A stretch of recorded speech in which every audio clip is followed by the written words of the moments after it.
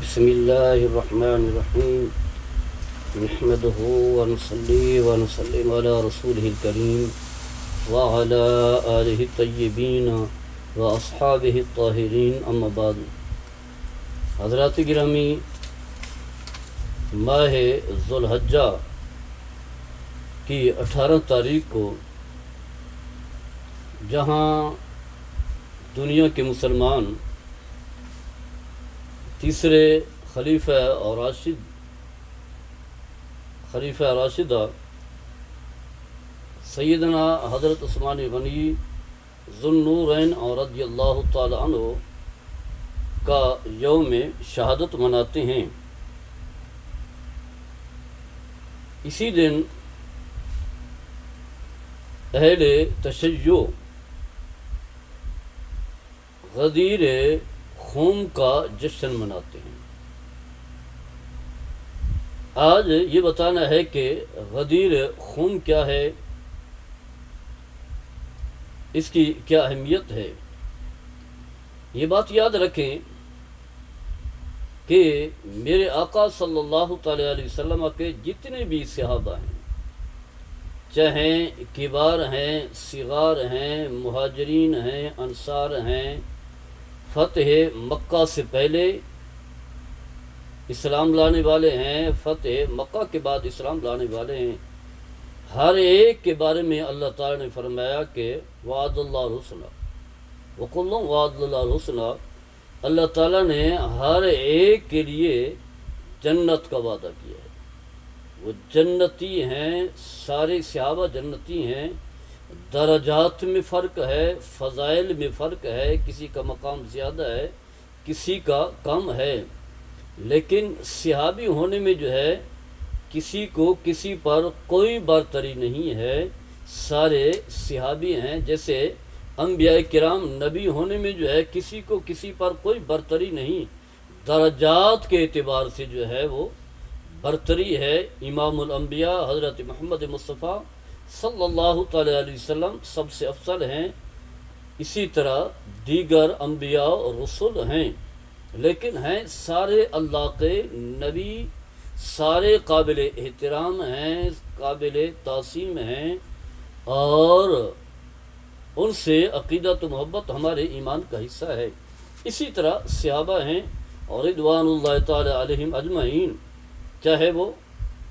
افضل بشر بعد الانبیاء ابو بکر صدیق رضی اللہ تعالیٰ عنہ ہوں، سیدنا حضرت عمر بن خطاب ہوں، عثمان غنی ہوں، علی المرتضیٰ ہوں، خالد بن ولید ہوں، سعد بن ابی وقاص، جتنے بھی صحابہ ہیں، حضرت بلال ہوں، سارے جو ہے وہ قابل احترام ہیں۔ ہر ایک سے محبت کرنا ہمارے ایمان کا حصہ ہے۔ کچھ صحابہ ایسے ہیں، صحابی بھی ہیں اور رسول اللہ صلی اللہ تعالی علیہ وسلم کے قرابت دار بھی ہیں۔ صحابی ہونے کی وجہ سے بھی فضیلت ہے اور قرابت دار ہونے کی وجہ سے بھی فضیلت ہے۔ جیسے سیدنا حضرت علی المرتضیٰ اور رضی اللہ تعالیٰ عنہ کو یہ اعزاز حاصل ہے کہ آپ ان 10 صحابہ میں شامل ہیں جن کے جنتی ہونے کی نبی کریم صلی اللہ تعالی علیہ وسلم نے اپنے حیات طیبہ میں خوشخبری سنائی۔ ابو بکر فی الجنہ، عمر فی الجنہ، عثمان فی الجنہ، علی فی الجنہ، یعنی جو 10 صحابہ ہیں، یہ اعزاز تو خیر ہے۔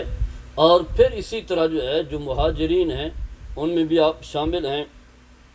سب سے پہلے اسلام لانے والوں میں بھی آپ شامل ہیں۔ پھر ہم دیکھتے ہیں جتنے بھی غزوات ہیں سوائے غزوہ تبوک کے، سارے غزوات میں جو ہے آپ نظر آتے ہیں۔ حضرت علی المرتضیٰ رضی اللہ تعالیٰ عنہ فاتح خیبر بھی آپ کو کہا جاتا ہے، آپ کے ہاتھ سے ہی خیبر جو ہے فتح ہوا، کیونکہ میرے آقا صلی اللہ تعالی علیہ وسلم نے فرمایا کہ کل میں اسے جھنڈا دوں گا جس سے اللہ اس کے رسول محبت کرتے ہیں اور وہ بھی اللہ اس کے رسول سے محبت کرتے ہیں۔ آپ نے حضرت علی المرتضیٰ رضی اللہ تعالیٰ عنہ کو جھنڈا عطا فرمایا، یہ ایک بہت بڑا اعزاز ہے۔ آپ فرما دیں کہ جو ہے وہ میں اسے جھنڈا دوں گا جو اللہ کا بھی محبوب ہے، اللہ کے رسول کا بھی محبوب ہے، اور وہ خود بھی اللہ اس کے رسول سے محبت کرتا ہے۔ اس کے علاوہ جو ہے اہل بیت میں شامل ہیں، داماد رسول ہیں، سیدہ طیبہ طاہرہ جو تمام عورتوں سے افضل ہے، جنتی عورتوں کی سردار ہے، یعنی میرے آقا صلی اللہ تعالیٰ علیہ وسلم کی لخت جگر حضرت فاطمہ رضی اللہ تعالیٰ عنہا کے شوہر بھی ہیں، اور پھر جنتی نوجوانوں کے سردار جو ہیں امام حسن امام حسین اور رضی اللہ تعالیٰ عنہما، ان کے والد گرامی بھی ہیں، قرابت بھی ہے، اہل بیت میں شامل بھی ہیں، اور ان صحابہ میں شامل بھی ہیں جنہیں جنتی ہونے کی خوشخبری سنا دی گئی۔ سب سے پہلے اسلام لانے والوں میں بھی ہیں، مہاجر بھی ہیں، اور یعنی ہجرت کرنے والے۔ تو اتنی ساری فضیلتیں ہیں جس کا انسان تصور بھی نہیں کر سکتا۔ پھر ایک موقع آتا ہے جسے ہم حجۃ الوداع کہتے ہیں۔ 10 ہجری کو رسول اللہ صلی اللہ تعالیٰ علیہ وسلم نے حج فرمایا۔ ایک کثیر تعداد ہے صحابہ کرام کی، 1,25,000 جیسے کم و بیش، کیونکہ جب امیر قائد جو ہے امام الانبیاء حضرت محمد مصطفیٰ صلی اللہ تعالیٰ علیہ وسلم آؤں حج کے لیے جا رہا ہوں، تو کون صحابی ہے جو پیچھے رہ جائے؟ جس کو پتہ چلا وہ گھر سے نکلے تاکہ رسول اللہ صلی اللہ تعالیٰ علیہ وسلم کے ساتھ حج کا اعزاز پا سکیں۔ تو حج کرنے کے بعد نبی کریم صلی اللہ تعالیٰ علیہ وسلم واپس تشریف لاتے ہیں مدینہ منورہ کی طرف۔ تو ایک مقام پر آپ ٹھہرتے ہیں جسے کہا جاتا ہے غدیر خم۔ غدیر خم ایک مقام ہے جو مکہ اور مدینہ کے درمیان ہے۔ وہاں میرے آقا صلی اللہ تعالیٰ علیہ وسلم، یہ وہ جگہ ہے جس کی حیثیت جو ہے وہ چوک کی ہے، یعنی کچھ لوگ جو حج کرنے کے بعد مکہ چلے جائیں گے، کچھ یمن چلے جائیں گے، مختلف جہاں سے لوگ آئے تھے وہاں سے جو ہے انہوں نے چلے جانا تھا۔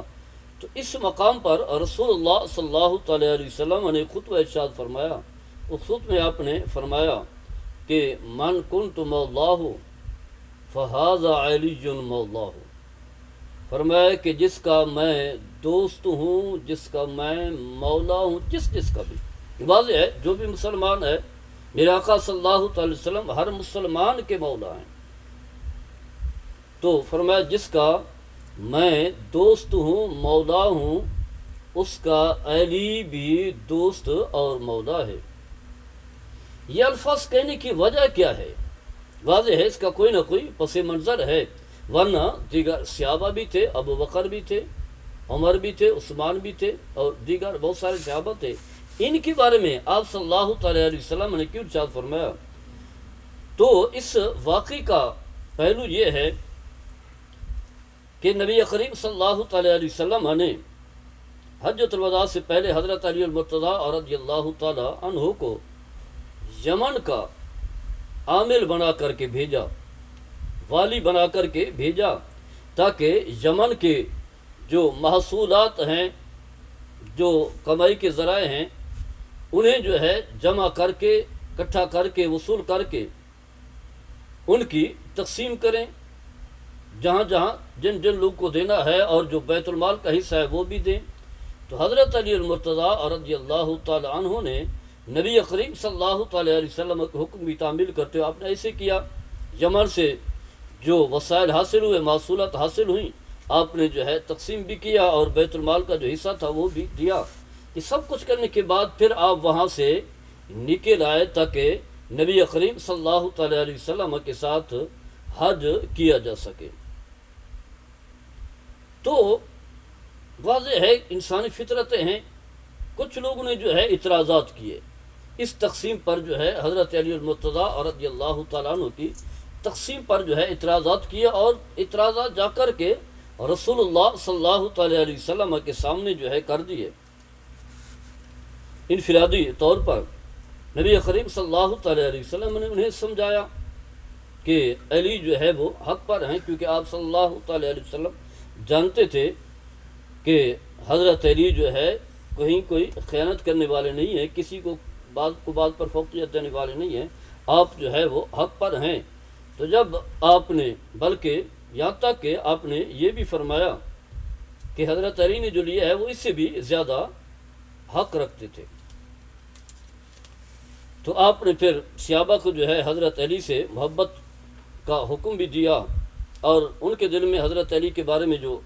قدرتیں تھیں، انسانی فطرت ہے، انہیں بھی آپ صلی اللہ تعالیٰ علیہ وسلم نے دور کرنے کا حکم دیا۔ قدرتیں ہیں، میل ہے، اس انداز سے جو ہے واضح ہے جو دل میں خدشات تھے صحابہ کرام کے دلوں میں، وہ خدشات دور ہو گئے، دلوں میں جو قدرتیں تھیں، میل تھا، وہ سارا کا سارا ختم ہو گیا، کیونکہ نبی کریم صلی اللہ تعالیٰ علیہ وسلم نے جب فرما دیا۔ جب آپ واپس آئے تو پھر بھی آپ نے کچھ محسوس کیا کہ ابھی بھی کچھ لوگوں کے ذہن میں کچھ چیزیں جو ہیں وہ موجود ہیں، تو پھر آپ صلی اللہ تعالیٰ علیہ وسلم نے تمام صحابہ کرام کے سامنے حضرت علی المرتضیٰ رضی اللہ تعالیٰ عنہ کی قدر و منزلت جو ان کا حق تھا، ویسے تو بہت سارا مقام و مرتبہ ہے، لیکن اگر کسی کے ذہن میں کچھ خدشات ہیں تو ان کے ازالے کے لیے میرے آقا صلی اللہ تعالیٰ علیہ وسلم نے پھر حکیمانہ خوبصورت انداز میں آپ نے جو ہے خطبہ ارشاد فرمایا، جس میں آپ نے فرمایا اللہم من کنت مولاہ فعلی المولاہ، اے اللہ